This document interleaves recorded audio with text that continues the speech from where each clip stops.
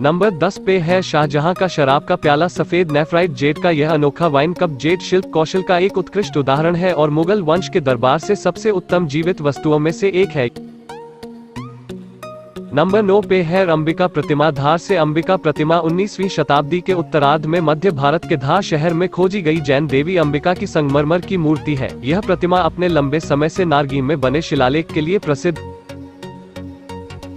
Number 8 पे है सुल्तानगंज की बुद्ध प्रतिमा। सुल्तानगंज की बुद्ध प्रतिमा एक प्राचीन विशाल ताम्र प्रतिमा है जो 1861 ई में भागलपुर जिले के सुल्तानगंज में ईस्ट इंडियन रेलवे के निर्माण के समय खुदाई में मिली थी। संप्रति यह प्रतिमा ब्रिटिश संग्रहालय में है। पुरातत्वविदों ने इस मूर्ति का निर्माण काल 500 से 700 ई बताया है। इसका भार 500 किलोग्राम से अधिक है।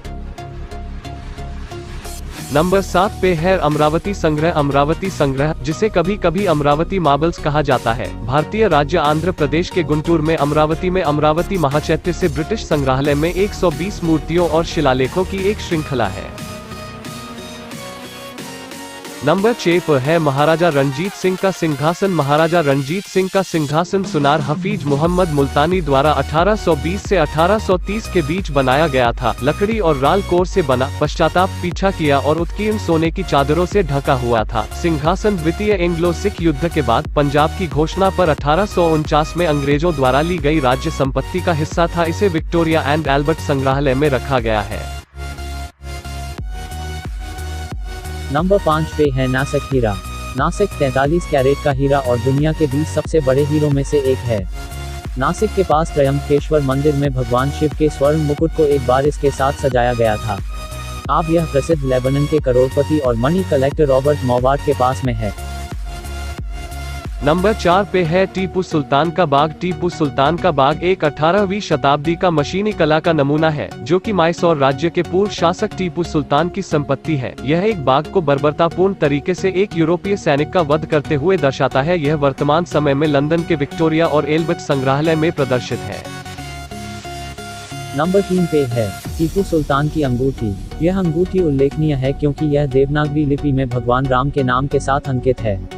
टीपू सुल्तान की मृत्यु 1799 में अंग्रेजों के हाथों हुई थी। ऐसा माना जाता है कि यह अंगूठी एक ब्रिटिश जनरल ने उनसे ली थी क्योंकि वह श्रीरंगपट्टनम में अपने महल में मृत अवस्था में पड़े थे, जो उनकी राजधानी थी। नंबर 2 पे है कोहिनूर हीरा।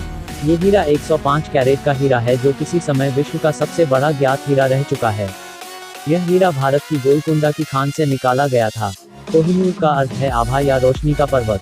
यह कई मुगल व फारसी शासकों से होता हुआ अंततः ब्रिटिश शासन के अधिकार में लिया गया व उनके खजाने में शामिल हो गया।